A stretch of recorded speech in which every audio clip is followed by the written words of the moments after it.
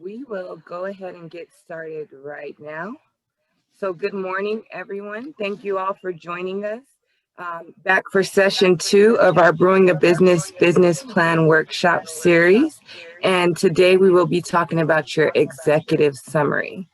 We do have a special guest here, Noe Gonzalez. He is the Senior Business Advisor and Outreach Liaison for CPLC Prestamos Cdfi, and he will be giving you a presentation. At the end of that presentation, we will open up the floor for you all to work on your business plans. And Noe, as well as Joseph Tremble, who is here from Wells Fargo, will be here to help you with any questions you may have while working through your business plan. So I'll go ahead and give you the floor, Noe, to get started. Thank you. Thank you very much, Delisa. Thank you very much, everybody. First of all, thank you very much to the Urban Chamber of Commerce for having me, and to the generosity of Wells Fargo and George Schwab. They are making possible this event, and they are lending us their business tool. They are allowing us to use their business plan tool to make this business plan that many of you might want. Uh, in the name of Prestamos Cdfi, a division of Chicanos por la Causa, thank you very much for being here, for being of economic importance. You, every single one of you, are the main engine that moves the economy. The small business are the ones that move the economy, either if you are already operating or you are about to operate, or you are about to launch. Thank you very much for chasing your dreams. Remember, the most important thing in the life of an entrepreneur is never giving up. Okay, and just quick commercial, Prestamos Cdfi is a community development financial institution. We're a non-for-profit. We are here to help provide with assistance to small business owners to grow and thrive. And if any one of you is right now trying to get payroll protection program and you already tried somewhere else, please come and see us. We are going to help. You don't need to have any type of commercial relationship with us, or you don't have, you don't need to pay a penny with us. Today, we are going to talk about business plan executive summary. And I'm going to try to do this as interactive as possible, because one of the keys to learn whatever you want to learn in this life is learning by doing. So just to let you know, when you are doing your business plan, some things might work, sometimes might won't. At some point, you might realize that maybe the target market you were trying to go after is not the right one. Maybe you are going to realize that your financial assumptions are just not in line with reality. You might also find very, very good surprises along the way. Maybe you are going to discover a new market segment. Maybe you are going to discover that you were overestimating your overhead.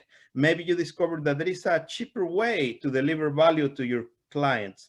So the main idea here is that I want you to be open-minded, receptive to ideas, and be flexible.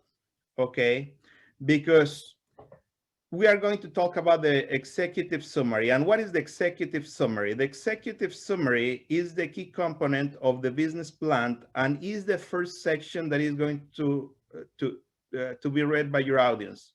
When you send a business plan, before going somewhere else, the first thing your audience is going to do is go and look for the executive summary. They don't even see at the index.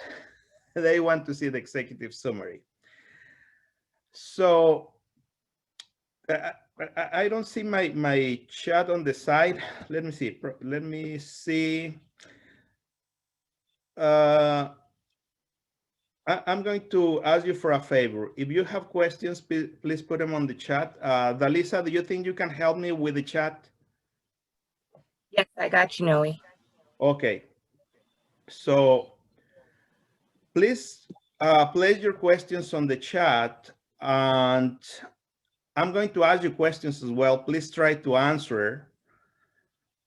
And most of your questions are going to be, I'm going to take them at the end, but if it's something like an easy question and directly related to what I'm talking, please let me know, Dalisa. If you can hear Noe, please type yes in the chat. I just want to make sure that everyone's hearing the presentation. Thank you. Thank you. Thank you very much. Thank you, Joe. Okay, so let's going back to the basics. We need a business plan. Why? Please give me on the section on the chat the reason why you as a business owner or entrepreneur needs a business plan. Meanwhile, you type in your answers. Let's going to go back to the basics of the executive summary of the business plan. The business plan have different sections, but the first section that every single person on your audience wants to read is the executive summary. Many programs recommend to do the executive summary at last. I recommend to do it first. Some people recommend to start with some small bullet points and start developing the executive summary from there. But the idea is that the executive summary is your presentation letter to your audience. Again, who is your audience? Investors, lawyers, bankers, government agencies. Government agencies, hold on a second. Why the government wants to see my business plan? Why is that? Well, because maybe at some point you want to ask for an SBA loan, Small Business Administration loan, maybe because in your jurisdiction there is a local grant or maybe state grant or federal grant going on that might fund your business. We don't know. Now, if you are looking to finance your business plan through a bank, through a Cdfi, like in the case of Preston's or Wells Fargo, if you want to ask for a loan, there is a person that nobody knows where is it. Very few people knows his name or her name, but is the very one that makes the decision. That person is the underwriter. And underwriters are usually the ones that authorize or don't authorize loans. They are going to make a thorough analysis of your business plan. So take this in consideration. And whenever you apply for a loan, if you get rejected, please don't get mad at the loan officer, because believe me, loan officers are there to help you and they try to provide you with as much assistance as possible to pass your loan application. However, is the underwriter probably the person with most of the weight on the process to give a yes or no. So take this in consideration. It's a person that is on an office, nobody knows where, and the only thing that person is going to see is your document. That person is not going to listen to stories that, oh, you know what, when I started my business 20 years ago, or I'm in a hardship, I need this, I need that. No, the only thing they are going to see is your documents and your business plan, and that's the underwriter. That's very important to keep that in consideration when you're writing down your business plan. Somebody that doesn't know you personally is going to read the document, and based on that, might assess a decision. Okay. Dalisa, could you please share with me 2 or 3 answers of who our audience is going to write their business plan for? Give me the first 3 that come to the chat, please. So far, what we've gotten about why they wanted to do their business plan is to chart a path for success. That's from Melvin. Chiquita said to present to banks for loans to guide your business and for investors. Lauren B. Parker has said to stay on track with goals and prove to others of a successful business. And Denitra Parker, to know what your goals and details are and to inform anyone you're asking money for about your idea. Thank you very much, Dalisa. You're welcome. The third answer is what I wanted to listen. The most important person that is going to should look at your business plan is yourself. And why is that? because the business plan is supposed to be a straightforward tool to help you to make decisions. It's also the one that is going to help you to stay on track when you open your business. If you, for example, open your business and you are forecasting sales of $20,000 a month, and for some reason you are, let's say, on $10,000 a month for 3 months in a row, something is not working as it's supposed to. So you need to go to your business plan and see what is going on. Is my product so expensive? I am not doing the right marketing. Maybe I need to expand into the social media marketing. Maybe I need to reevaluate my target market. Maybe my overhead is too high. Maybe my variable expenses are out of control because my merchandise is somehow spoiling. So therefore, I need a better inventory management system. And I'm bringing that because I used to be in the restaurant industry, so I know a couple of things in restaurants, okay? So now that we understand that investors, lawyers, bankers, and government agencies are going to read this, but especially the underwriter, and that our business plan should be written in the first place for ourselves as business owners, it's time to move on. How we are going to write this executive summary? First of all, it has to be written in formal style. I know many of us got a great sense of humor and we like to show that, right? Unfortunately, underwriters usually they don't have any sense of humor, or they have it very, very well hidden somewhere. So it has to be in formal style, no jokes. I mean, you can be kind of cool if you want, but I don't recommend it. I recommend you to go straight forward, as formal as possible. And for a small business, 1 page is ideal. No more than 2 pages. Probably if you want to go into detail into the financial into the financial summary, that's fine. You can actually use an entire single page for the financial summary and 1 page for the company management, the product, and the market. But don't do it the other way around. Please don't give us 3 sentences for the financial summary and make page and a half out of company, product, and market. This is one of the most important parts, and is one of the most difficult parts as well. Why? Because we have seen business plans that are basically a novel. You see the executive summary and it's 7 pages long, and it starts with, okay, these amazing cookies that I'm going to make is a recipe that comes from 7 generations. And 27 years ago, when I was born, we decided to add chocolate chips to the recipe, and was an immediate success in the family. And then you read and read and read and read, and we get lost. So please take that in consideration. 2 pages max, 1 page for small business is ideal, and you are going to be on 4 basic topics. Each topic is described by a paragraph composed of maximum 6 sentences, except for the financial summary.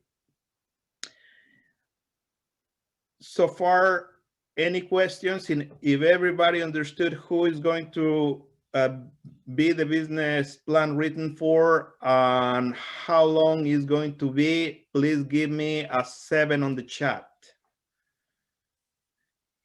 If you have any questions at this point regarding these 2 slides, please let me know as well. Dalisa is going to let me know immediately. We're getting a bunch of 7. Perfect. So let's going to go for the next slide then.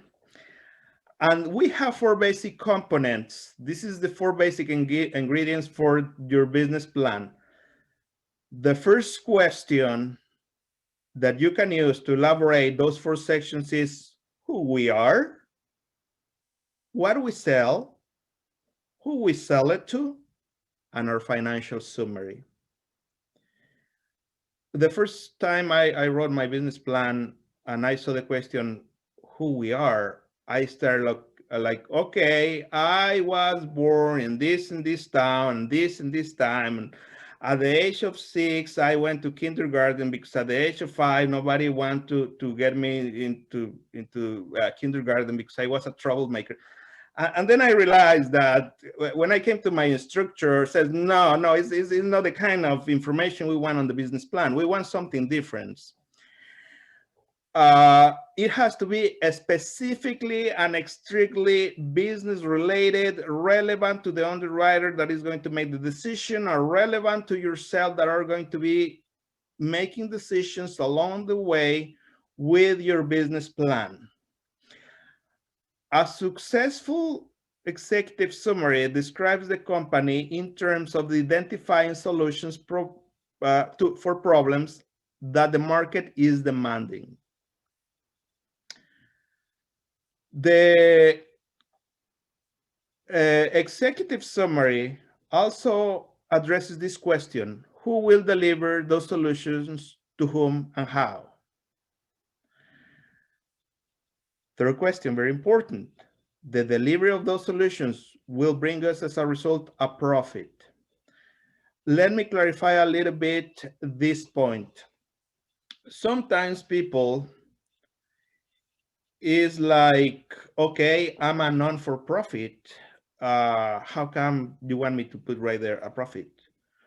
Well, yes, you're a non-for-profit. It just happens that in your accounting system, the net profit is going to be recorded a little bit different, and is going to be pass over year after year after year. Believe me, goodwill, for example, oops, I mentioned a brand, but doesn't matter. Anybody knows goodwill. Goodwill, not because it's a not-for-profit, means it's going to operate a loss. Any non-for-profit needs to be on a healthy financial position, because if not, there is not going to be money to pay for payroll. There is not going to be money to pay for rent. There is no money to pay for computers, internet, this and that. So I gave you the example of a big non-for-profit, but yes, Dalisa. I have one question. They wanted to know, is cash flow more important than profit? Actually, it's a combination of both. I'm going to talk a little bit ahead of this, but let me tell you this. Cash flow means that you have enough greenbacks on your account to pay for your current obligations. So it's important, because if you don't have enough cash and the power bill is due, you're not going to have any power. And if there is no money for the rent, there is no cash flow for the rent, guess what? You are going to get evicted. So it's important.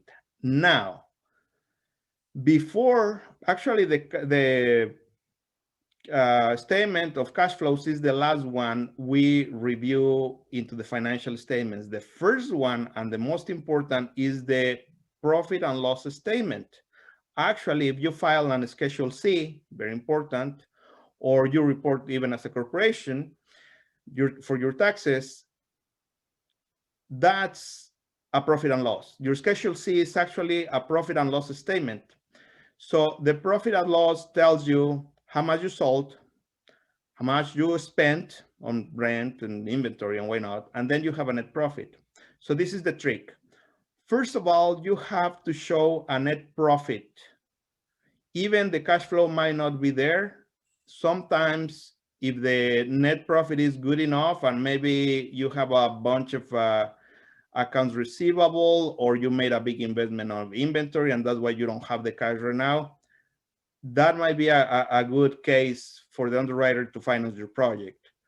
But if on the other hand, you have a good cash flow, but you are operating at loss, the underwriter immediately is going to say, okay. So this person is buying bananas for $1 a pound and he's selling them for $110, but the overhead is like $20,000 for a month for the warehouse, and is losing money. how is financing this positive cash flow? Oh, and you're going to be very familiar with this. Oh, so this person is using personal credit cards to finance these losses. And this person just went and got a loan from that place that tells you, get you broken right now.com or something like that. So that's the situation. First, you gotta make sure that you are going to make a profit. And then in second place, you want to make sure that you have enough cash flow. If your profit is good enough, if you're showing a constant net profit during the year, you have a good case to get finance for your business. Even if the cash flow is not there as the way it's supposed to. On the other hand, if you have good cash flow, but you are operating a loss, you might not have a case for the underwriter.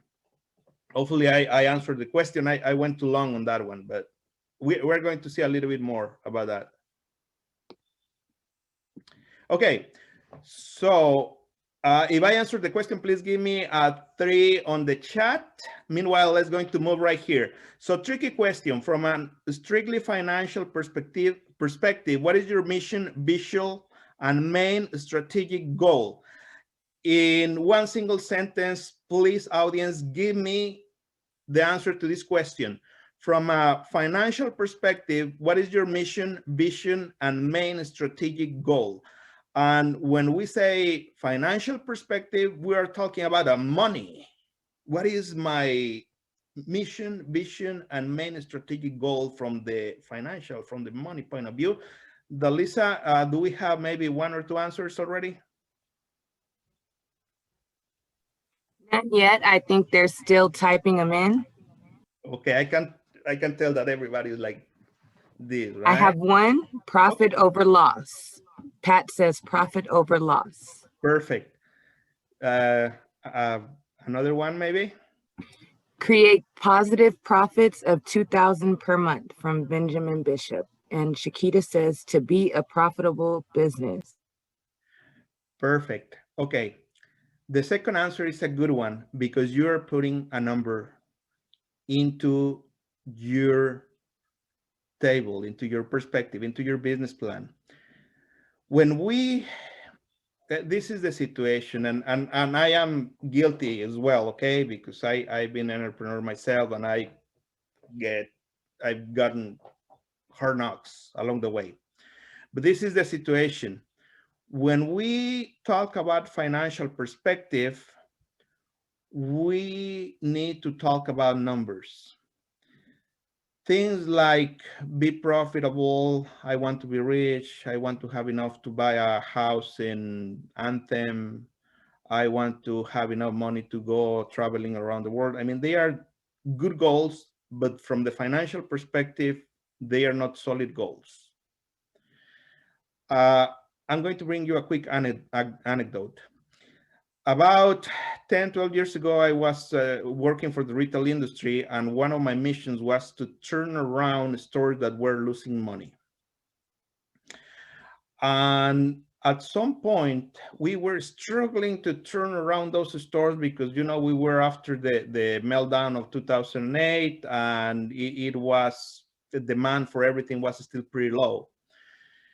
So one day I had a meeting with this district manager, and we were talking about the improvements that I was asking for the store, and I was asking for new shelves, and I was asking for this, and I was asking for that.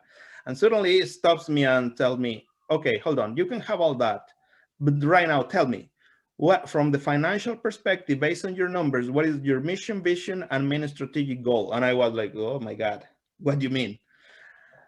I mean that every single business is based on number.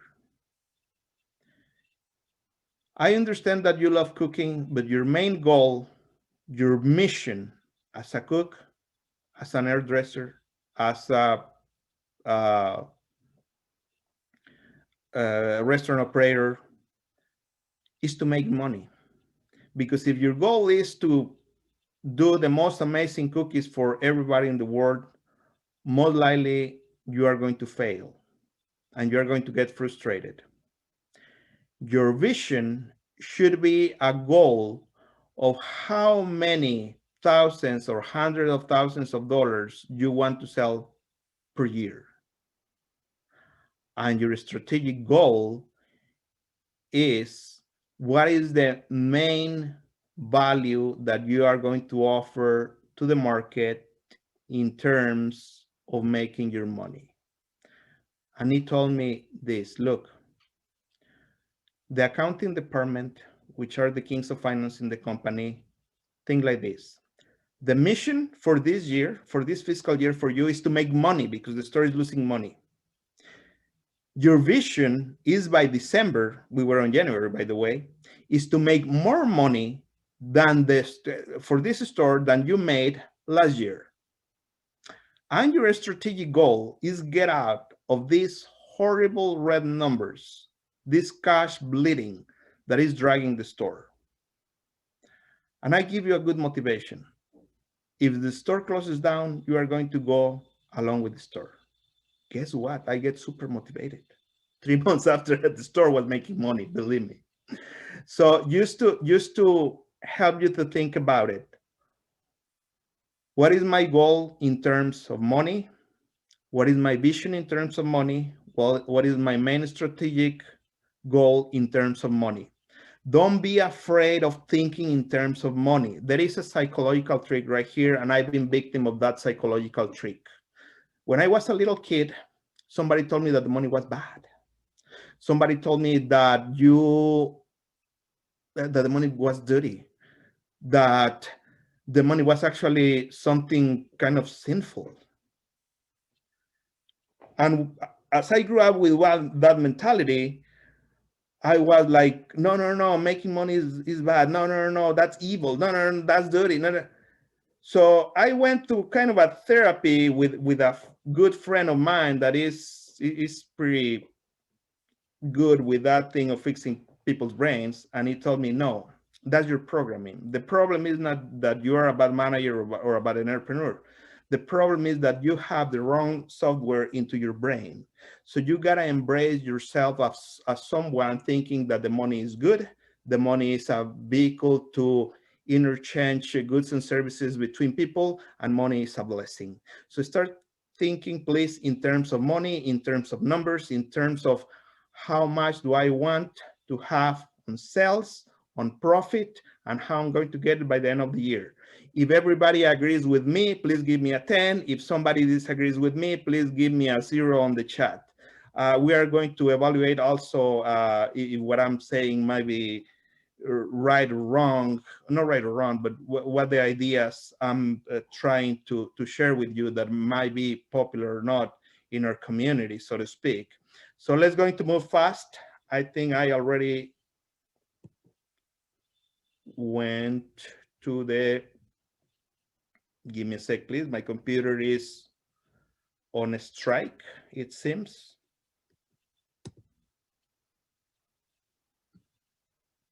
Okay.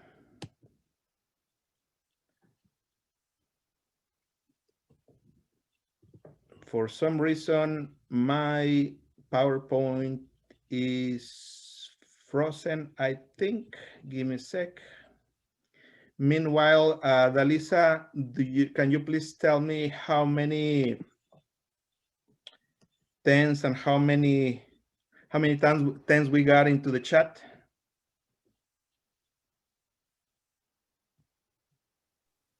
So far, Noe, it's all 10s. You've gotten no zeros.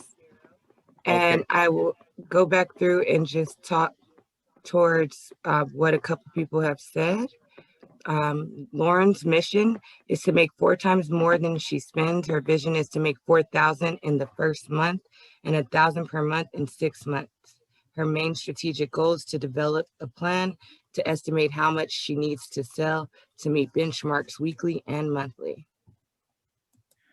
Perfect. You know what? All those comments, please, audience, all those comments that you are putting on the chat, if you could right now, open a Word document and copy and paste them. And I'll tell you why. My goal right here is that as I am making those questions, I generate the answers so you can use those answers later on your business plan. That's my goal, actually. It's not that I'm trying to bug you or give you an extra amount of work right here. My idea is to start working with you along the way to generate those responses so you can use them on your business plan. Now, and I want to apologize because I usually deliver this workshop in 4 hours. And today I'm trying to compress this, but it's difficult for me. So, okay. So number one, we need to reprogram the software and we need to make aware that the money is good and we need to start taking in terms of numbers. For all of us that hate numbers, I just want to tell you, you don't need to know about calculus or algebra or anything like that. It's just addition, subtraction, multiplication, division, that's it. Now,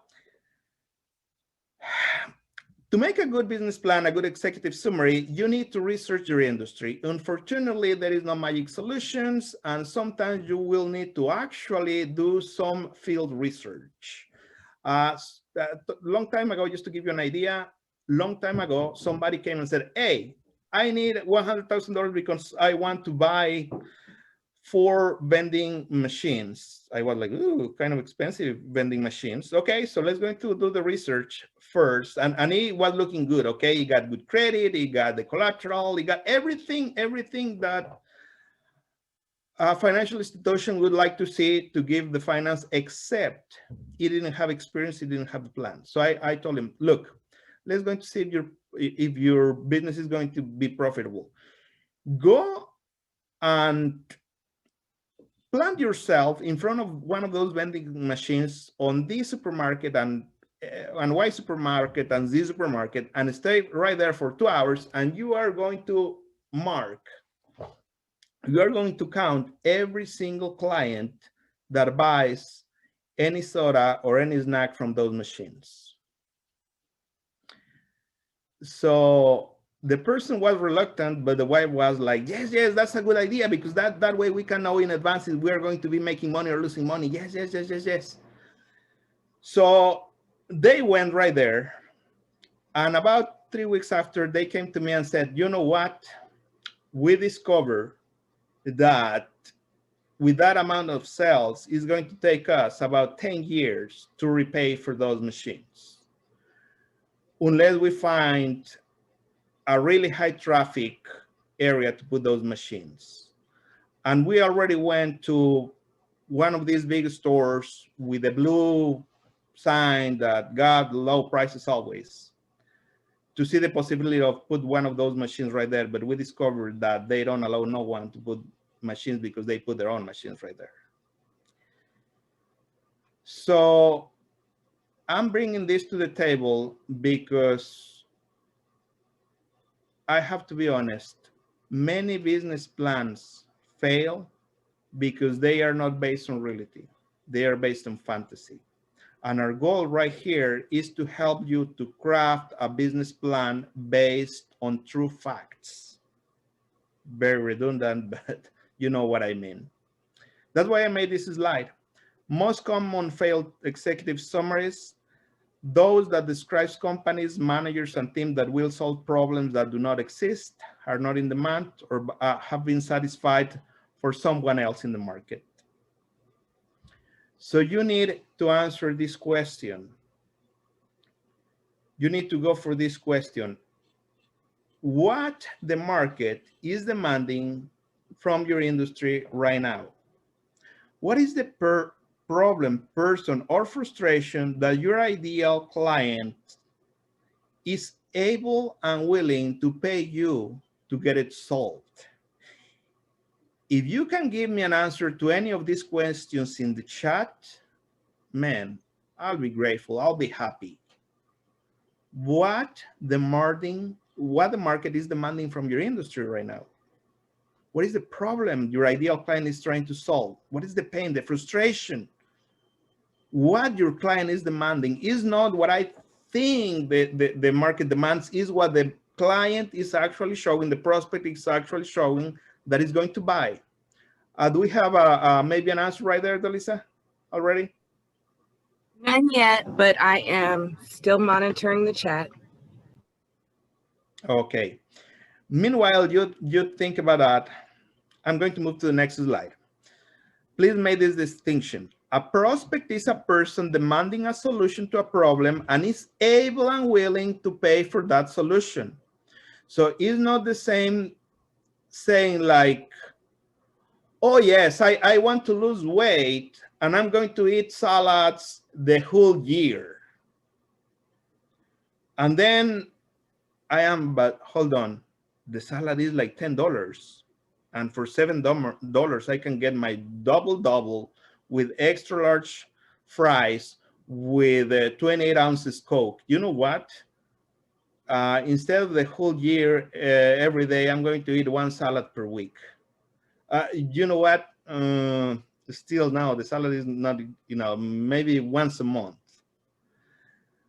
So that's why everybody right now in social media is posting, oh yes, oh look, the keto diet and this other diet, and we are vegan, and look the picture of my salad.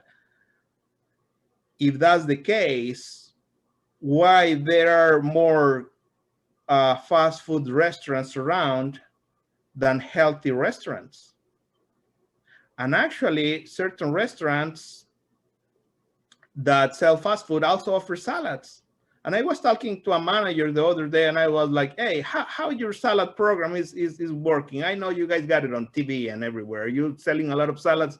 Is like, no, probably less than 3% of our sales is salad. So people still count for the big combo. I mean, it is very rare, and we are not making money out of that.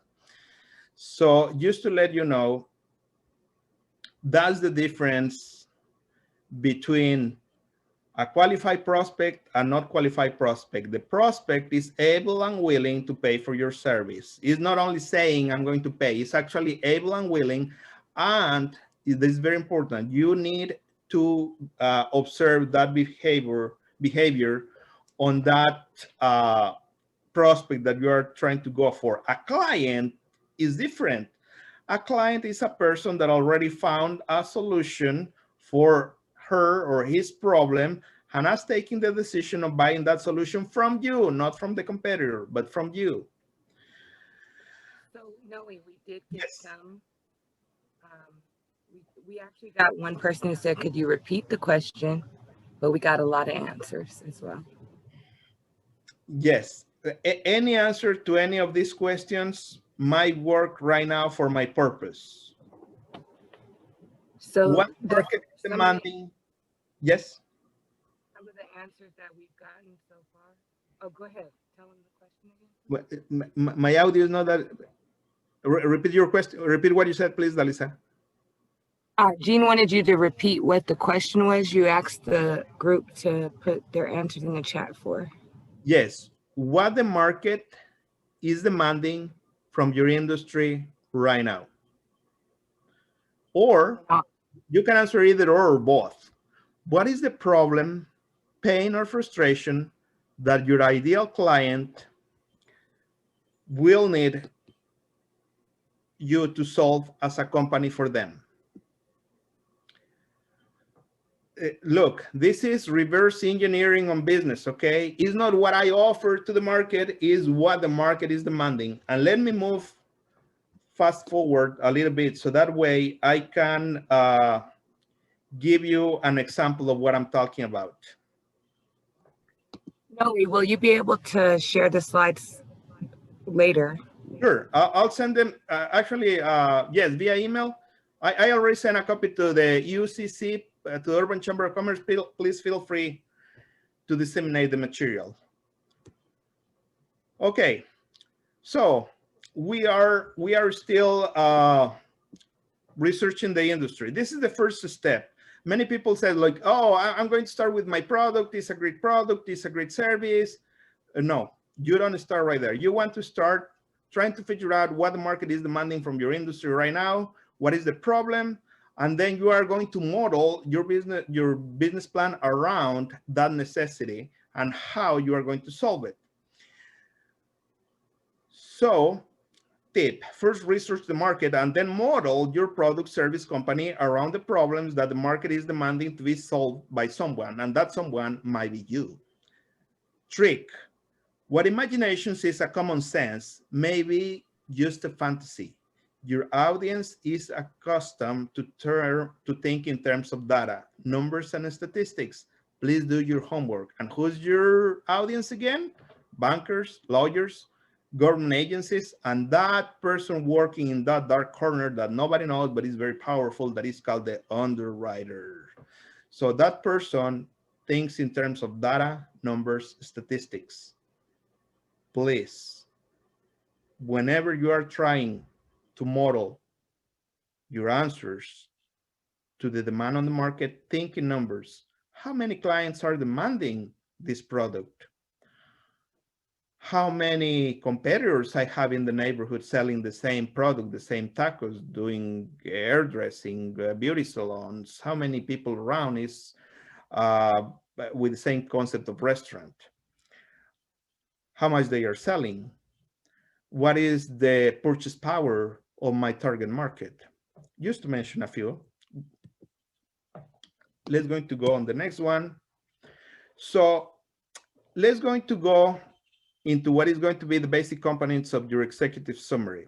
The first question is who we are, and your goal is to describe in 3 sentences or less your company, and then describe in 3 sentences or less your management and staff.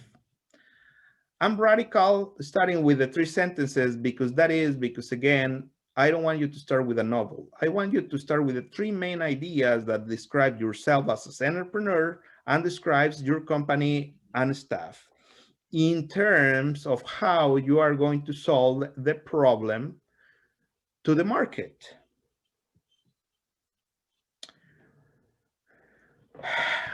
So in a max of 3 sentences, you are going to describe your company and its main competitive advantage or value proposal. Again, the value proposal has nothing to do with what you offer. It has to do with what and how the market is demanding a solution to solve a problem and the ability of your company to solve that problem. Pandemic spoiler, competitive advantage and or value proposals that were valuable before the pandemic have changed dramatically since the pandemic and in many cases forever. So let me be very clear right here. Many business models, many business ideas that were great before the pandemic are just not good vehicles to make money right now, or maybe they are not good vehicles to make money anymore. It's sad to say, but many times you need to give up on those ideas, but not, please don't give up on your quest to be a profitable entrepreneur. In other words, we need to be flexible, we need to be adaptable, and we need to go after our goals. The second part is, in a max of 3 sentences, describe your company management staff along with credentials and experience. Trick, your audience wants to know about your credentials, skills, and experience. Please don't do what I did, writing down about my experience on kindergarten, this and that, because the underwriter doesn't really care, actually. Above all, your audience is asking these not stated questions. Look, they don't ask for this, they are looking for this. Pay attention. The underwriter is like, does this manager and the team will be able to execute the plan they are describing? Because they are telling me they are going to sell $1 million in the first year. And they are telling me also that they can deliver a profit of 25% over investment. Is that possible? Okay. So how they prove that they can actually deliver, they can actually execute? Another question the underwriter is doing to himself, to herself. Is this business owner accustomed to deliver both qualitative and quantitative results? In other words, have you trained yourself to think in terms of numbers? Everything in business is about numbers. Personal stories are important. They are actually. But again, your audience is thinking about numbers and they want a business owner that is accustomed to think in terms of numbers. The third question, and the underwriter is still scratching his head. Is this manager fluent in the basic of finance and money management? And this is important because this is a little bit sad to say, but it's the truth. In a small business, there is no differentiation between the business owner and the business. In the big corporations, it is. Let me give you an example.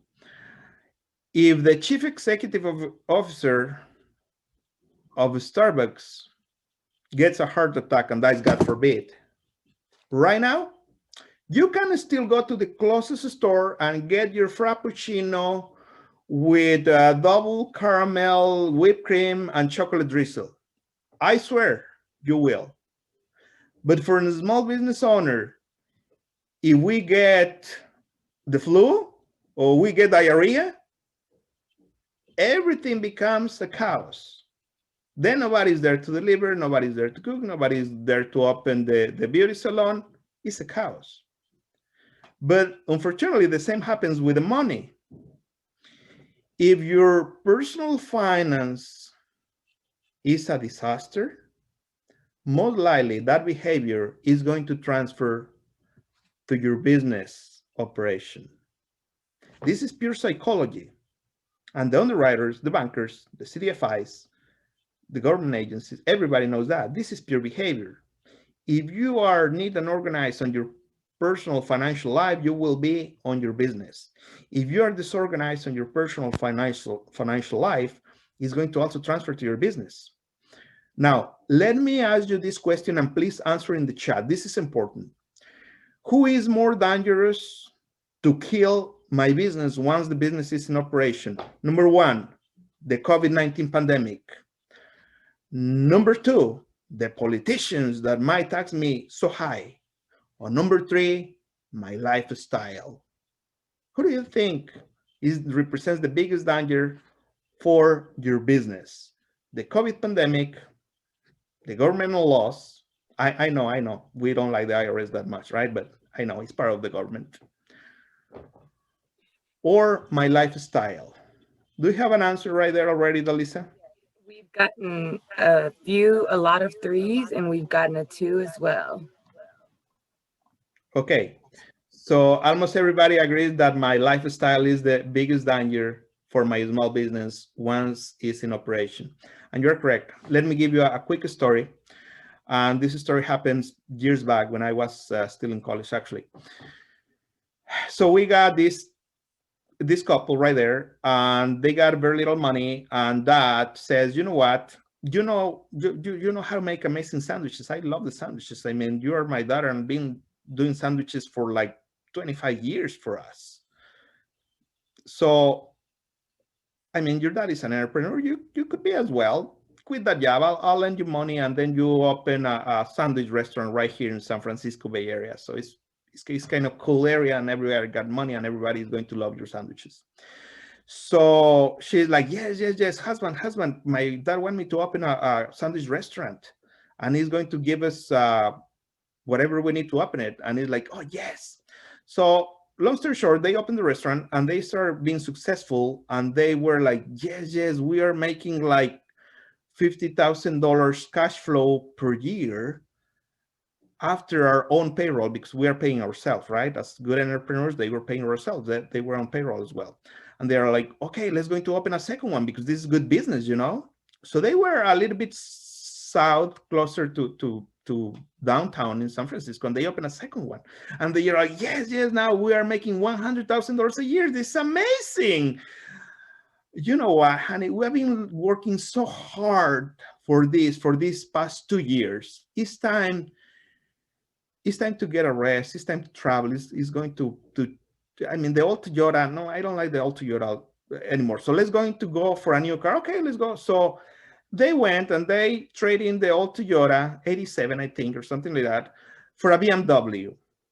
But they don't want the 500 because it's too low. So they got a 700 BMW, and they are like, yes, and the other Ford that we have now, let's going to go for a Mercedes Benz. Okay, so they got a Mercedes Benz as well, and they are like, you know what, the little apartment is over. Let's go to buy a house. and they got this big 5-bedroom house. They only got a couple of kids. I don't know why they needed 5-bedroom, but anyhow, they love the house. So and just the cherry on the top of they are like, you know what? I always wanted to travel through Europe. So let's going to go to Europe. It's going to be our second honeymoon. Long story short, when they returned from Europe, they were between credit cards and loans and this and that, they were about $15,000 a month liable. So made this math, they were cash flowing, the restaurant was cash flowing $100,000 a month. I mean, a year, that is like $10,000 a month. And their obligations and credit cards, debt, this and that was $15,000 a month. And this comes to the first question somebody gave me. They were operating at profit? Yes. Were they cash flowing positive on their business? Yes. But on their personal life, they were cash flowing negative. So one of the first lessons, the hard lessons that I learned from that, lifestyle can kill, could kill, will kill a very profitable business. And that's why the underwriter, the loan officer, wants to see your FICO score, wants to see if you have had bankruptcies, and wants to see your bank statements to see how you are managing your money at personal level. Don't be afraid to provide those, because that's those are part of any regular credit application. However, be afraid of your lifestyle. If you can drive a Toyota, keep driving the Toyota until you cash flow enough to pay for the Mercedes-Benz, maybe cash. I am talking too much. Hopefully everybody's taking notes. Okay, so let's going to go for an example. If there is a question on the chat. So everybody agrees that we need to get in line our personal finance in line before making a serious attempt to develop a profitable business model. If you all agree, please give me a 9 on the chat. If you don't agree, please give me a 1 on the chat. Meanwhile, I received those amazing, interesting answers. Let's going to go for a real case example. Who is in the restaurant industry right here? Please give me the word tasty on the chat, just to see who is on the restaurant industry or any related industry. If you are not on the restaurant industry, please write down the word success on the chat, because anyway, you are going to be successful. It doesn't matter that you don't cook as good as I do my tacos de asada. So let's go to take, for example, the restaurant industry. Let me move a little bit right here, because, okay. We've gotten 6 people in the restaurant industry so far, 6 tasties. Amazing, amazing. I love it. Please send me some samples. I'm hungry right now. Oh, it's over the chat. So anyhow, congratulations. You are one of the best industries to making money. Also one of the most dangerous ones. But if you have what it takes, you'll be successful. Just don't buy Mercedes-Benz before you can cash flow positive, okay? So what is the reason why an average client would come to buy from your restaurant and not from someone else? Everybody that is on the restaurant industry, please try to give me a reason. Please give me an answer. Why is the reason the average client would come to buy from your restaurant and not from someone else? For the rest of the people that is on other industries, such as construction, beauty salons, entertainment, tell me, what is the reason why your average client would come to buy from your construction company, your beauty salon, your landscaping business, and not from someone else? Oops, I went too fast. Delisa, do we have any answers from the restaurant industry why people would come to buy from them? We have one person, Melvin. He says serve and flavor. Okay, flavor. My food is delicious. Nutritious and always fresh. Nutritious and always fresh. Okay, what else? Let's see, great product, good value, good service. Good product, great value, good service. What else? The hospitality is unmatched, the price is fair, and the food is amazing. Okay, good. Some other? A homey, comfortable, quiet, and with familiar service with great tea and food. Unique recipes that are ready, available, and excellent service. Good customer service. And see, that's all I got for the restaurants. Okay, thank you very much. We are doing an amazing job. We are doing good. See, you are going to have all your business plans. Now, let's see if I read your minds in advance. It's true, okay? The listener knows. I was middle of the last night doing this presentation for you. So flavor. Whomever believes that flavor is a great reason for a customer to buy from you, please give me a 10 on the chat. If atmosphere is a great problem, a great pain that the client has, that the atmospheres around are horrible, but this restaurant got the right atmosphere, is solving my problem, I'll go there. Please give me a 9 on the chat. If you believe that the entertainment into the restaurant industry is important, please give me an 8 on the chat. Delisa? Yes, everyone is putting in 8s and 9s. I lost track, but you have a lot of 9s and a lot of 10s. And how many 8s? You have 2 8s. Perfect. Okay, good. Now, I have sad news for you. I have very sad. So, flavor. How many 10s we have right there for flavor? Delisa? This is Rashonda, by the way, no way. Okay. Rashonda, I'm sorry. You have about 5 10s for taste, for flavor. Okay. So almost everybody's thinking about flavor. Let me tell you this, and this is important. Restaurateurs, restaurant operators, statistics shows that well over 90% of the average American consumer of food is insensitive to flavor. And the proof is that over 90% of the best sellers in the food industry are based on sugar, fat, and salt.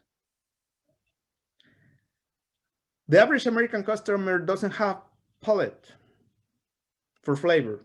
We go after sweet, fat, and salt. That's it. Atmosphere. Yes, it's very nice to have an atmosphere. Unfortunately, the COVID-19 changed that. How many people can really go and enjoy a meal inside a very nice atmosphere? Entertainment. Nowadays, the market is moving towards a different dynamic or what we used to. Entertainment for people nowadays doesn't mean to go and sit in a restaurant and listen to a band right there. Entertainment for people nowadays means go to the restaurant, pull out the phone, okay, connect the headphones, and look at the Netflix series while the person with you in front of you in the same table is doing the same. Or doing the Facebook or doing the Instagram, and then with the waitress comes with the food, take a picture of the food, and then send it, upload it, and start counting for the likes. That's the kind of entertainment. So this is very important. Now, unfortunately, and I apologize, I didn't put this into the slides. But write it down, restaurant operators or future restaurant operators. The number one value your market is looking for right now, and this is based on statistics, is convenience and delivery time. You can have the most flavorful recipes all over Las Vegas, but if your drive-thru is going to, if I have to wait 7 minutes on the drive-through for that food, I'm never going to be back to your business. I usually don't like to mention brands on the webinar, but sorry, I have to. If flavor were a big pain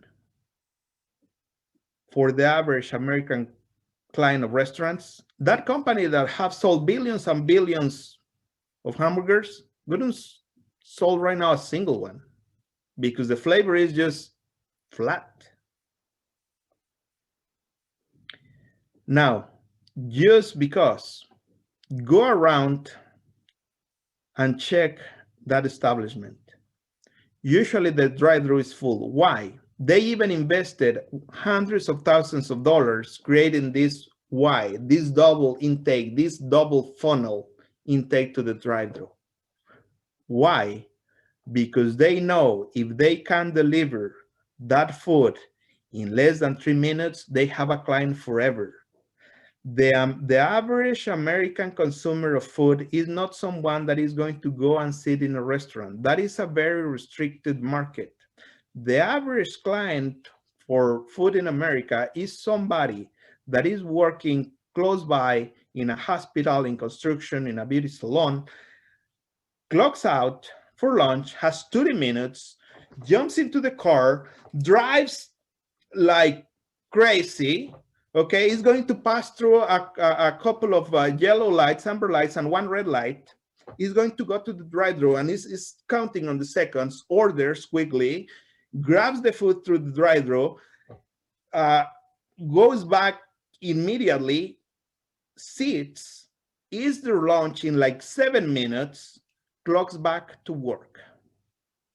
That's the massive market of the United States. That's why people is demanding delivery time more than flavor, more than any other thing. Convenience. If you look at the statistics right now, please look on the internet. There is an article that the title is America Cannot Get Enough Pizza.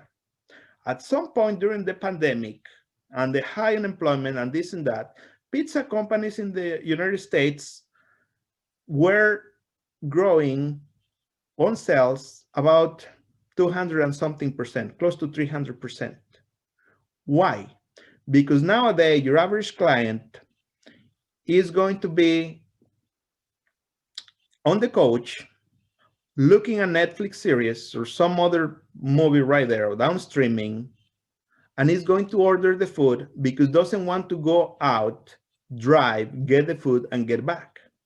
He prefers somebody that comes and knocks on the door and delivers the food right there, even though might be more expensive. That's why the companies that deliver food, they are making tons of money. And if you don't believe me, just look at the charts.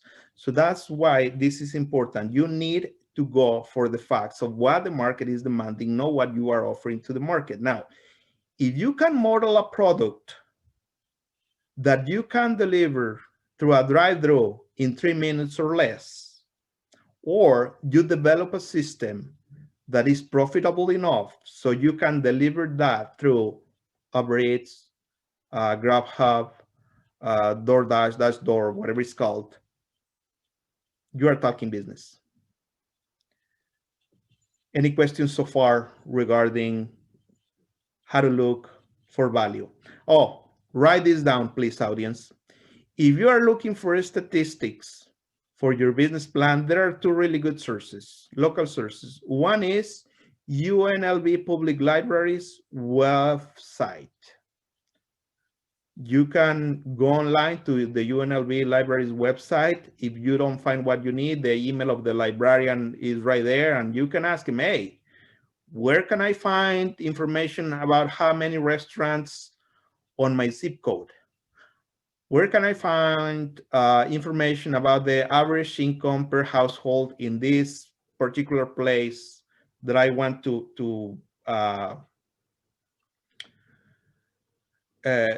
put my business on? The other is Wells. Before I forget, Wells Fargo also got a tool an intelligence tool is called, I think, and it's also an amazing tool. Yeah, you're right, Noe. Competitive intelligence tool. You hit it right on. Right. The other one is Wells Fargo intelligence tool, and it's very user friendly. One of the things you are looking for in your business plan is this: population, average income, other competitors with the same business on the area on which I'm trying to place my business, consumer behaviors.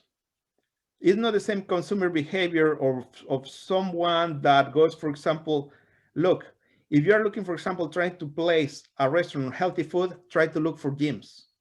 If that place doesn't have a gym around, most likely it's not a segment that you want to tackle, okay? Another, just came to my mind, another source, very important also. You can also connect to the UNR extension.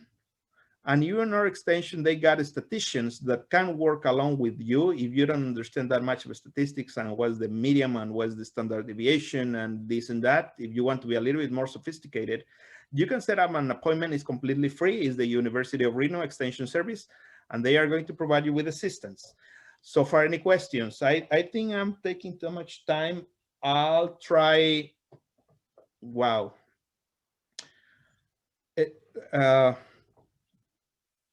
I'll try to accelerate this, okay? Because I think I'll go over the time. The information was so good, I couldn't stop you. What is my time allocation? I'm already over, Delisa. I said the information was so good, I didn't want to stop you from speaking.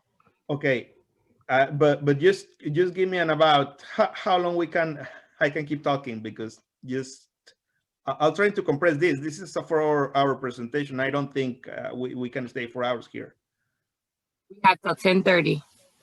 Okay, so I have 25 minutes. So let me switch gears. Okay, so we have this example. The romantic and flavorful corner restaurant. This is what is supposed to look like at your business plan executive summary. Okay.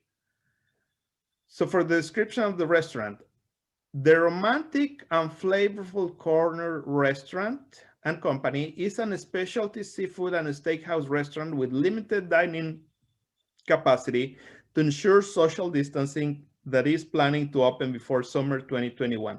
Let me tell you this. I make these slides as an adaptation, but these examples are not the best right now. Why? Because dining might not be profitable right now for restaurants. Just imagine if you can operate only at 25% capacity of your dining room. That means if you have capacity for 100 people, you cannot sit more than 25 people right there, and your rent is still the same. Your electricity to power the AC or the heater is still the same.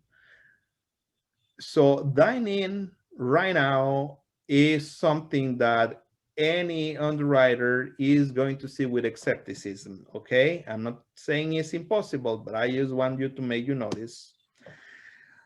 Now, the second part of the paragraph. In a max of 3 sentences, describe your company management staff along with credentials and experience. So management and staff.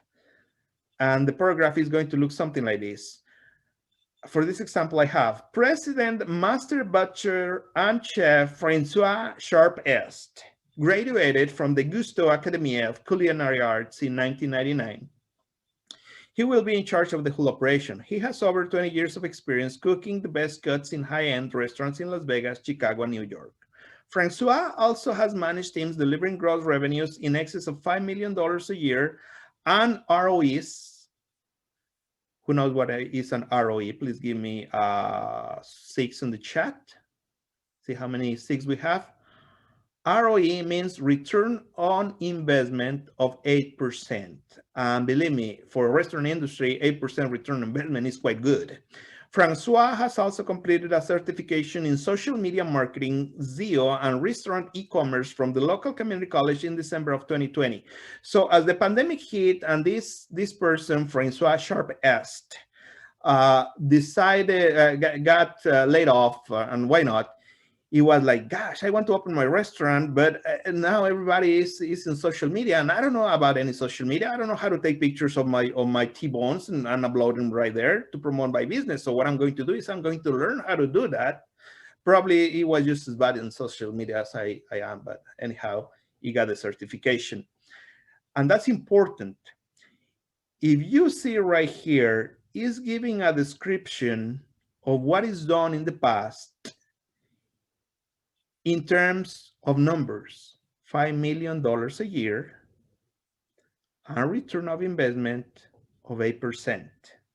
He's also telling us about his credentials. He got graded from the Gusto Academy of Culinary Arts in 1999, and he's telling us that also he knows how to do online marketing. By the way, if you don't know how to do online marketing nowadays, please go immediately. I'm pretty sure the Urban Chamber of Commerce can point you on the right direction to get fluent in this situation, because all channels might not working anymore as they did before. Second part of the paragraph, front of the house manager, Marie Yuyo. She will be in charge of the front of the house. She has been in the industry for more than 25 years, serving high-end restaurants, venues in different cities, such as Los Angeles, San Francisco, and Toronto. So this lady maybe didn't went to the Gusto Academy of Culinary Arts, but she has 25 years of experience, and she has been serving on high-end restaurants. Is this important for the kind of restaurant that Francois is trying to open? It might be very important. Then we have Jane Doe and John Doe with 4 and 6 years of experience in front and back of the house, respectively, and they will complete the team. Something came to my mind, sorry, but I need to mention this. This is for restaurant operators, and it is about flavor. This example that we have right here is trying to sell. He got a really good staff, and he's trying to open a seafood and a steakhouse restaurant, okay? And many times we have business plans with these ideas of, oh, I'm going to open my seafood restaurant. I have the best steaks. Everybody's going to come to me. And then again, the underwriter scratches his head. Why? In restaurant industry, the most expensive ingredient of any plate is the protein. And the protein is meat and seafood and poultry, chicken, okay?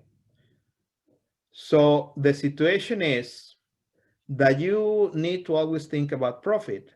So that's why fast food restaurants are so profitable. If you look at the percentage of protein on any single combo, is less than 10%. It's actually about 7% of the weight. The biggest weight, the biggest percentage of the weight of the whole combo is the drink, number one. Number two is your starches, usually the French fries. And the third one is your carbohydrates, usually the bun or the tortilla. And those are real cheap. Just compare how much is the cost of a pound of meat versus a pound of flour. So remember, you are an entrepreneur not because you want to show off your culinary skills. You are an entrepreneur because you want to make money. And if you want to make money, think about carbohydrates, fat, and salt. Fat is flavor. The human brain is, for the human brain, the fat is very attractive and the sugar is very attractive. It is sad to say, but it's true. If you want a profitable restaurant operation, try to make at least 80% of your plate fat, carbohydrates, the starches, and sugar. And the sugar comes in the form of soda, in the form of the drink. And try to keep your protein below 10% of your total plate. And that way your cost is going to be in line with industry. Because if you want to serve a 16 ounces steak, T-bone, Angus, with a couple of little potatoes and a glass of wine, believe me, your cost is already outside of the charts and you will need a very specific market for this. Sorry, but it is my soul of restaurateur. I needed to mention that. Hopefully somebody benefits from what I said. Okay, so we have the management and staff. If you are tired of me just talking, please give me 2 on the chat. If you think we are good to keep going, please give me a 9. I have 15 minutes to finish this, so I'm trying to stay on time. So what we sell, we are going to answer this other very important question. And you are going to try to describe in max 6 sentences what your company sells. Restaurant industry example, we will offer fine cuts from top breeds such as Angus, Brahman, Beefmaster, Piedmontese, and Limousin, along with premium seafood offerings such as snow crab, lead lobster, and Caribbean alligator in a romantic environment with live music. Our company concept is based on selling premium products to a market demanding high quality, flavorful fine dining in a casual, romantic themed atmosphere. Anybody sees a problem already with this menu? If you see already a problem with this menu, please give me a 5 on the chat. So Noah, you have all 9s and no 2s. So everyone wants you to keep going. Okay, perfect. So if you think there is a problem with this menu already, actually, let's going to do this. Please tell me on the chat, why do you think this menu might be already a problem? And I think I already gave you the answer, but just to make sure, please give me an answer. What do you think? What to the eyes, to an investor, to a banker, to a Cdfi, to an underwriter, this menu might represent already a problem? Okay. Meanwhile, this is the trick. Who we sell to? So let me tell you this. Mr. Sharpest wants to place this fine dining restaurant serving Angus, T-bone, Beefmaster, and Caribbean alligator in, I don't know. Let's going to make it interactive, please. Give me, what do you think would be the ideal place to open this restaurant here in the cool state of, no, actually, let's go to bring it down to Las Vegas Valley, to Southern Nevada. What do you think would be a good place to open a restaurant like this?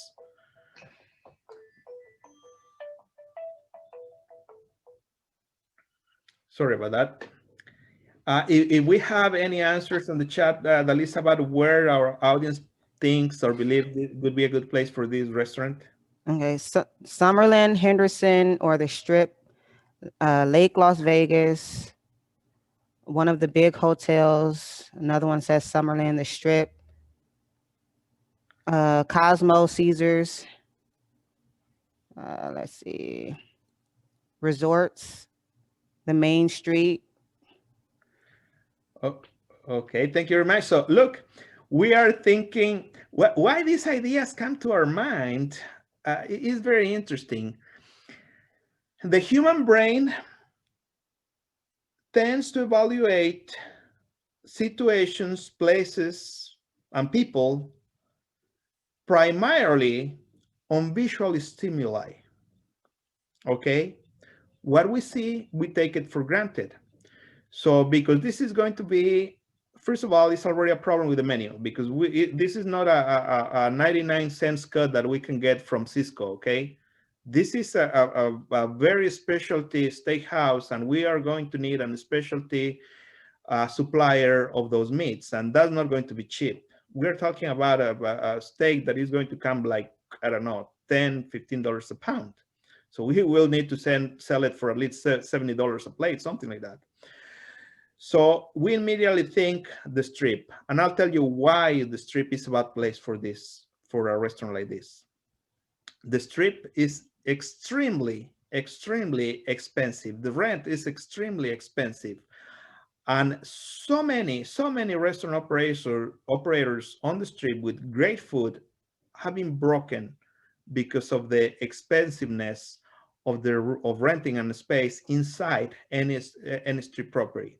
The ones making money, most of them are celebrity chefs that appear on TV, have shows, and therefore everybody wants to feed the ego and says, oh, you know what? I got a dinner with my wife last year when I went to Vegas in the restaurant of this guy that you are watching right now on TV. But other than that, most of the fine dining restaurants inside casinos belong to the casinos, to the hotels. So might not be a good place. Somebody said Summerlin. Yes, Summerlin might be a good place because it's high household income. However, for our business plan audience, please do your homework and research with a Wells Fargo intelligence tool or with any other tool that you might find valuable to discover where you are going to place the restaurant or your business. For this case, this is the results, and I actually did some of my homework for this presentation. The Romantic Corner restaurant will target middle and upper class residents of the Anthem area of Henderson, Nevada, mainly zip code 89044 and neighboring areas. The average household income in Anthem in 2020 was $135,445. Our target market is a client that has incorporated luxury as a part of his lifestyle. We will reach the market with a well-planned strategy based on the 80-20 mix of e-marketing and traditional channels to be executed via social media, website, and high-end publications. Romantic and flavorful corner will also execute an aggressive campaign of local delivery service via Uber Eats, Grubhub, and DoorDash. Our catering service will target government agencies, high-end corporate and professional offices, as well as banquets for weddings and other social events within our target market. So why I didn't choose, in this hypothetical example, the Strip? Because rent is so high. Why Anthem instead of Summerlin? Because Anthem, this zip code, shows on my statistics that is about 15 to 20% higher in average the household income than Summerlin. So I'm going for the richest. And third of all, great deal on real estate. And believe me, this is true. If you don't believe me, go to Anthem and you are going to see that there is a lot of commercial property empty right there. For everybody on the audience, please think about this. Probably the number 2 killer of small businesses is overhead, rent. If you don't get a good rent deal from the beginning, you are toast. You need to secure a good place with good income, looking for your product, and with a good deal on the rent. And sometimes from corner to corner makes a big difference. So make sure that you don't kill yourself with the rent list from the beginning. Any questions, any answers on the chat, Lisa? No questions at this time. Okay. Financial summary. Okay, so we are on the last part of our executive summary. Yes, we are going to be on time. This is the part that give us a little bit more let's say that it's going to take a little bit more of effort. Let's going to put it that way. So in a max of 20 sentences or bullet points, and again, for this one, yes, you can use a whole page. Try to answer these questions. How much money the owner has invested or will be investing in the project? And this is important, let me tell you why. Every single investor, even angel investors and financial institution that you are looking for borrowing money, want to see some of your skin on the game. If you are not able and willing of investing your own resources into the project, not necessarily cash, but sometimes you need to come with something, work, savings to support yourself without making payments to yourself, without being in payroll until the business becomes profitable. Maybe you have your own pickup that you are going to use as a delivery truck, something. The lender wants to see some of your skin into the game, because if not, it's going to be extremely difficult to get anything, okay? Number two, what is the profit or loss projections for the next 3 years? Well, I'm going to talk about that in a second. Number three, the amount needed to launch or support the project. And let me tell you one of the most common pitfalls. Sometimes people comes to me and says, you know what, I need to open, actually this week I got a case like that. I need money to open my business. Okay, and how much you need? As much as I can get. I need as much help as I can get. And okay, as much as you can get. If I give you $1 million, 2 million, 10 million, 50 million, it doesn't work like that.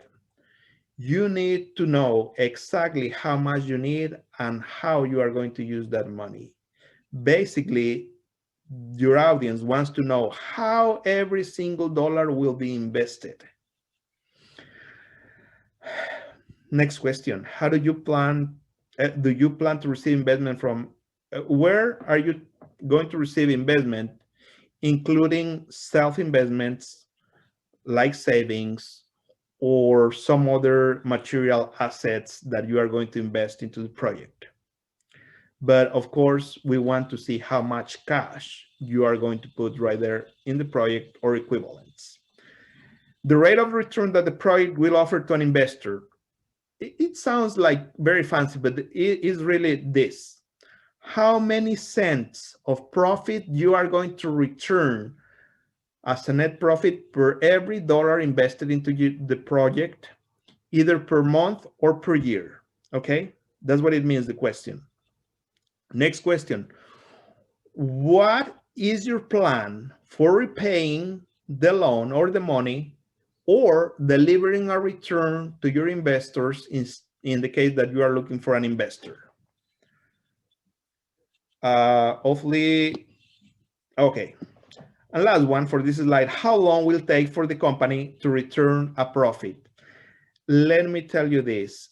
Nowadays, we know that most of the business, we are going to take probably 1 year, probably 2 years in returning a profit, depending on the business model and the business structure. And please try to be realistic right there, because we see projects sometimes that they are saying, oh, I'm going to be making money on the first month of operation. And let me tell you this, the underwriter is going to check that against his own facts, his own intelligence, numbers, statistics, research, so to speak, okay? So to answer those questions, the business owner needs to fully understand and love with all your passion the 3 basic financial statements, which is profit and loss statement, balance sheet, and your cash flow statement. So please give me a 10 on the chat for everybody that loves to learn or to read or to go along with profit and loss statements, balance sheets, and cash flow statements. If you kind of like them, give me a 5. If you hate them, if you don't like them, if you feel like, oh my God, I don't want to do this, Give me a 1. And please be honest. How are numbers, Dalisa, for this one?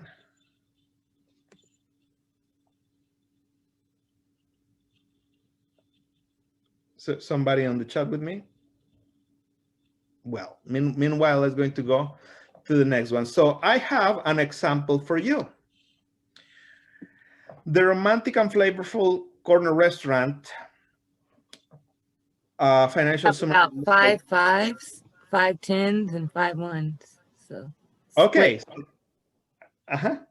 Okay, thank you. So that's pretty much a normal distribution. About 1/3 loves financial statements. About 1/3 of our sample kinds of like them. About a third says, you know what, I don't like those things. But the situation is this: even if we don't like them, we have to force ourselves to like them and become fluent.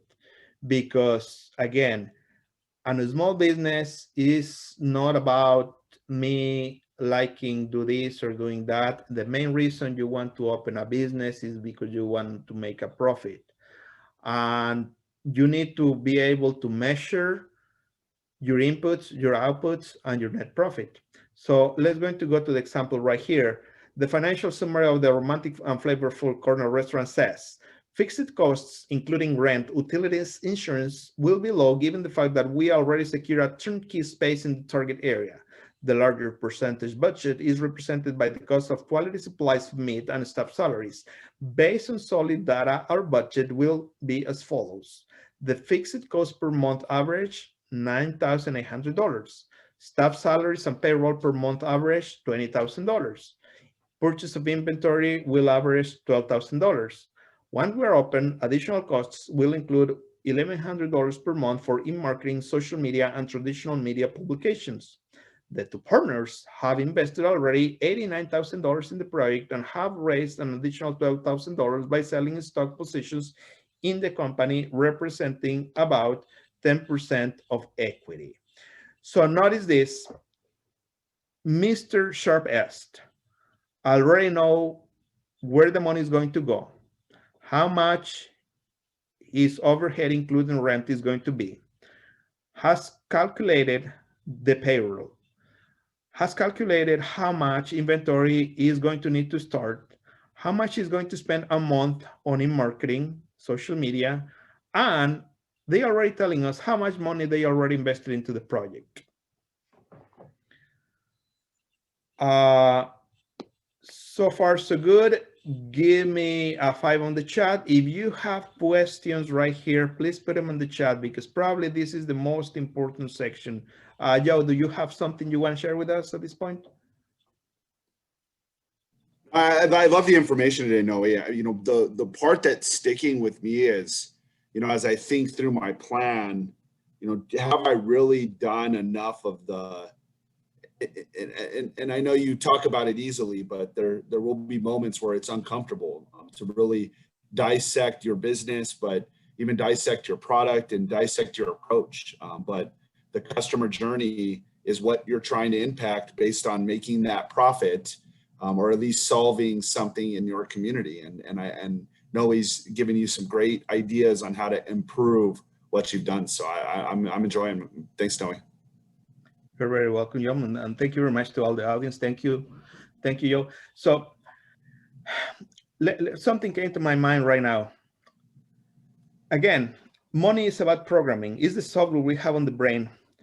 Psychology says that your learnings from your early years become hard behaviors in our adult lives.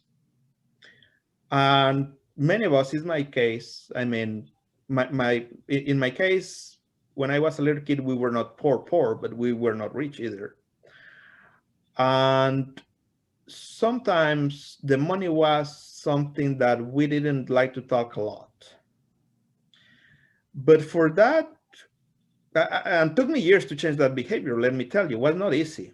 But let me share something now that we are talking about money. If you responded with a number 1 to the question about financial statements, do this exercise.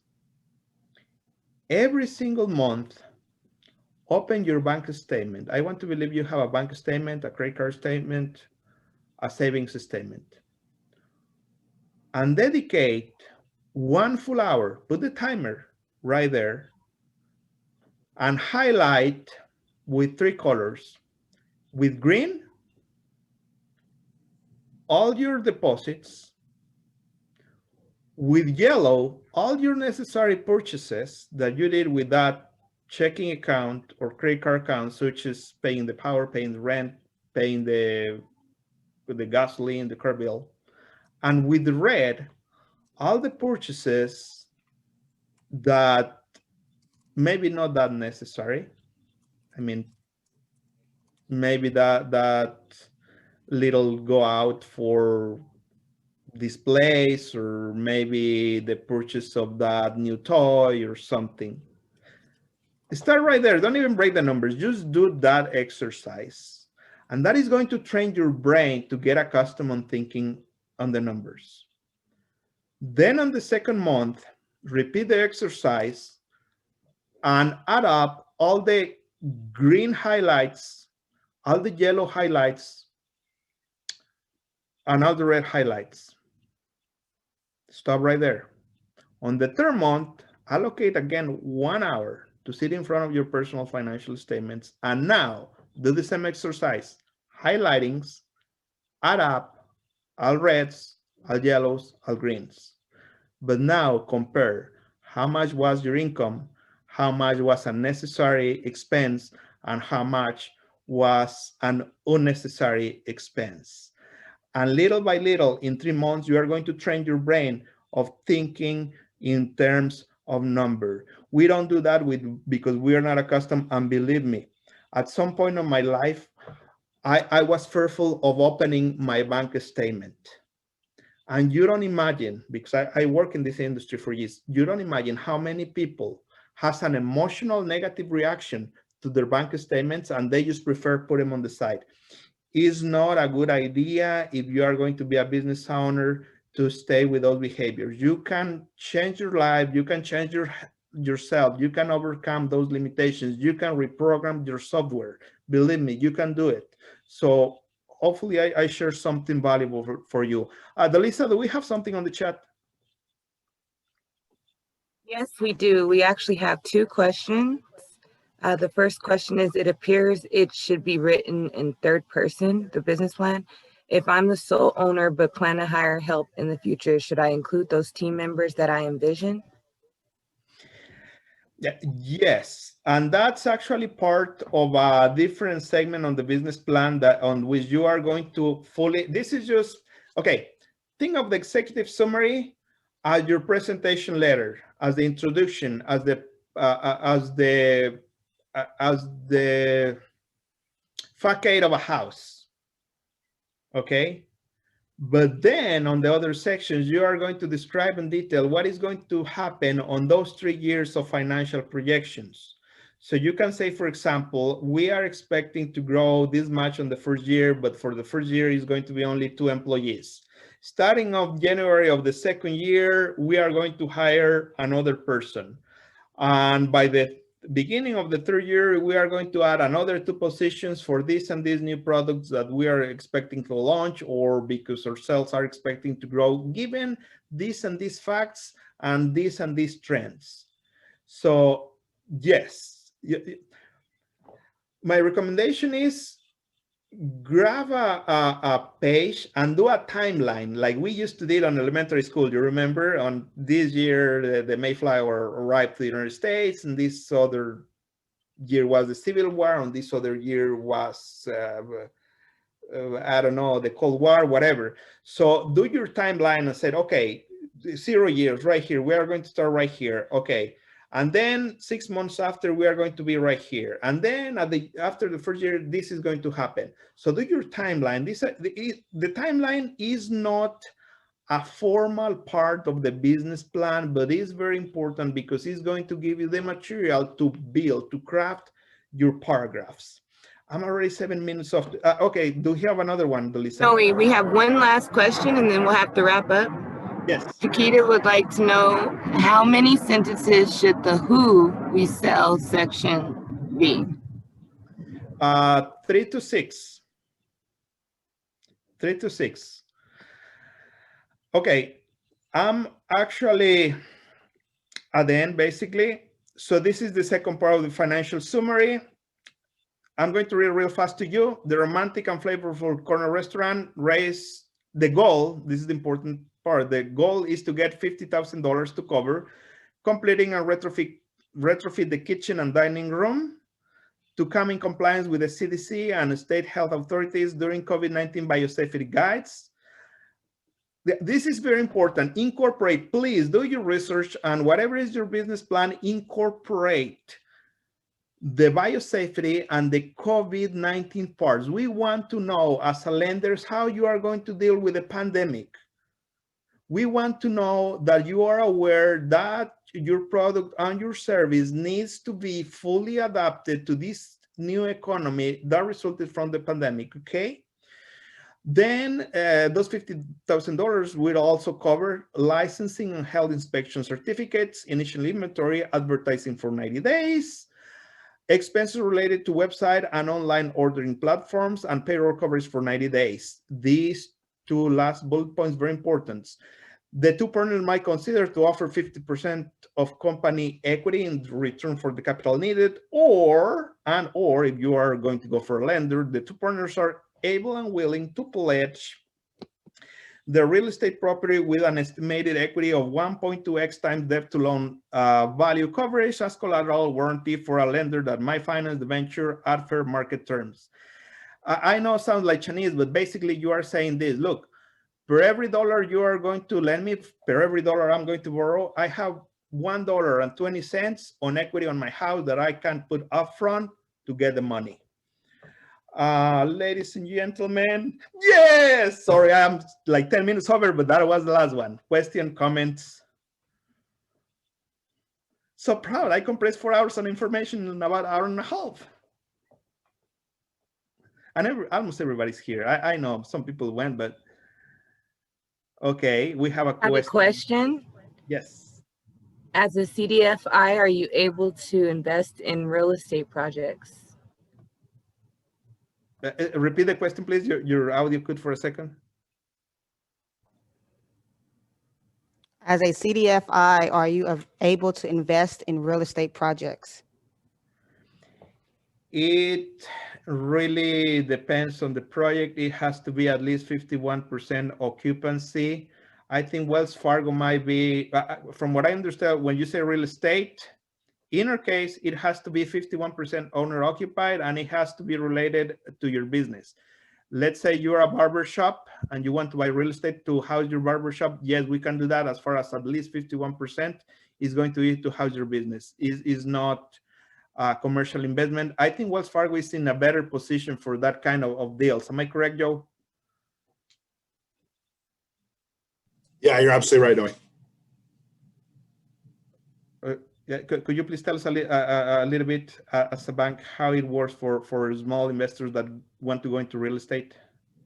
Yeah, I mean, it definitely depends on the situation. Right. But you know, when we think about what will be important is the ability of that property to make money and to stay operating.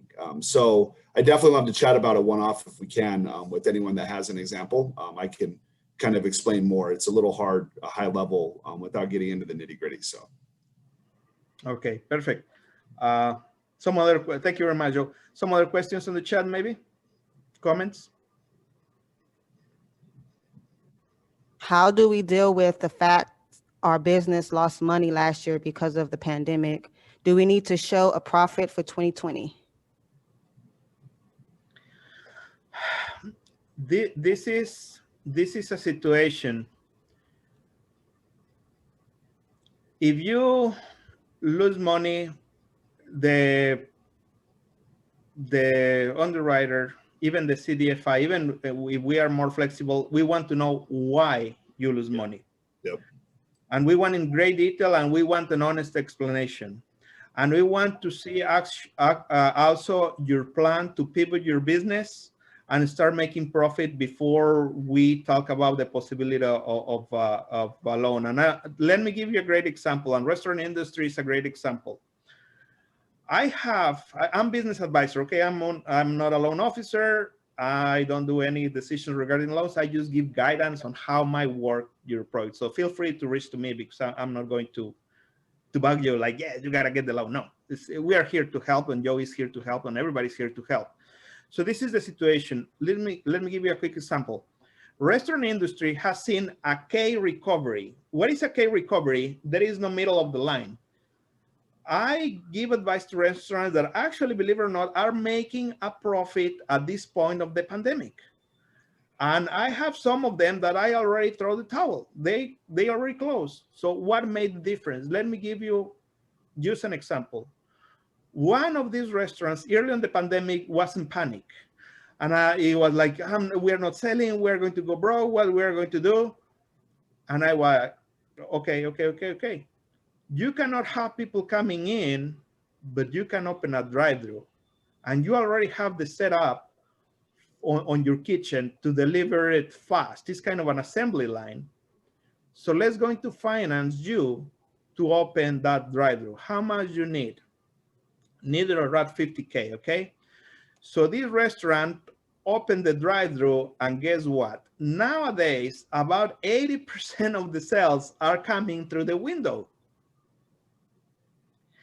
So meanwhile, some other restaurants, I have another person that is still waiting to see when the government is going to lift the restrictions to allow 100% people coming to the dining room. If you are losing money, we want to know why.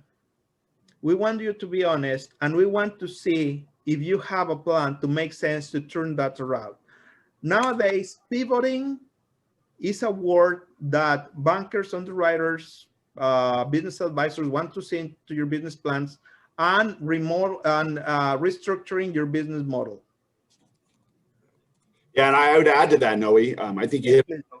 There may be a loss for 2020, but the year itself, there should be some ways that we've improved our business cash flow. And I think that's the most important piece. Are we, or have we started to reestablish our customer base and are continuing the profits that may not even be as much as pre-COVID, but are on a trendward back up? So the year, yes, we'll look at that, but we do want to see what Noe said. Have we seen that change? And Noe, I'm sure you'd attest to this, but this is why we talk business plans and why Noe and I are so passionate about business plans, because that's where you as a business owner detail the changes that you're going to make. I think that's the kind of the connector for today. So that was a great question to kind of punch notes. A business plan will help you share why the business is taking a loss, but what are you doing to help improve or change the direction of the cash flow? And use the cherry on the top. Not because you were losing money on 2020 is going to be a straight no, and not because you have a business plan already in place is going to be a straight yes. Every single case is different. Every industry is different. Every scenario is different. So complete your business plan. Talk to us. We are here to help. Next question, if we have any. Someone wants to know, what other classes do you offer? No way. And right now, I'll be honest with you. Right now, our calendar for February right now, it only has actually it's Canvas business model, but we also offer basic accounting, bookkeeping. We also offer online marketing. We also offer human resources, very basic human resources. In conjunction with the Urban Chamber of Commerce, we are going to be planning for more delivery of classes. But you know what? Send us in the chat what kind of learning you want, what kind of class would you like to attend, and we can put something together. I'm going to mention another thing.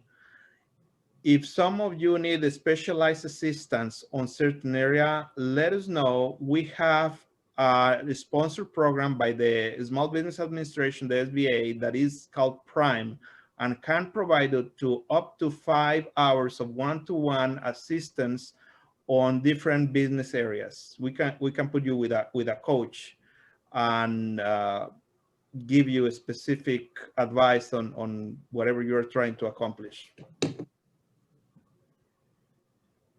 Team, I didn't want to say goodbye without waving at least. I do have to jump to another call, so I'll let you wrap up, Delisa and Noe. Thank you so much, and thank you to everyone. I appreciate y'all. See you next class. Thank you very much, Joe. Thank you, Joe. Do we have another question, Roshanda? They would like to have a one-on-one meeting with you. Michelle Johnson. The one she was the one that asked, were there any other, she would like to meet one-on-one. She put her email in the chat, so I can send that to you if you like. Yes, please. Okay. Let's see. Someone asked, was that Prime? I don't know what that means. Was that Prime? The Prime program is sponsored from the SBA. Is a one-to-one business advising and technical assistance program. You can go to our website, or you can send me an email, get in contact with me. I'll share the links with you, and you can request assistance. We are going to provide you with up to 5 hours of one-to-one technical assistance. Let me be honest with you, we are trying to do our best with that program because right now the demand for technical assistance is very high, but we'll take care of you. Just send me the info via chat. All right. There are no other, I don't see any other questions. So if no one has any other questions, I guess we can, so thank you, Noe, for this great presentation. Thank you for taking the time to join us. Hello, everyone. My name is Roshanda, by the way, and I would like to thank NACP, Craft House, and Wells Fargo for today's business plan workshop. And I would like to thank everyone for joining us today. We will be sending out a recording for this session, slides, any additional notes and resources mentioned today later this week. If you want to connect with a mentor to help with your business plan, please fill out the survey and we will connect you with that mentor. Lastly, please sign up if you have not already for the Wells Fargo Plan tool. Once again, thank you all for joining us and have a great, great week. In the name of Préstamos Cdfi, Division of Chicanos por la Causa, thank you very much to Delisa, Roshonda, Ken, to the Urban Chamber of Commerce. Above all, thank you very much to all the people that attended this webinar. We are going to be in touch. We'll see you soon. Thank you. Thank you.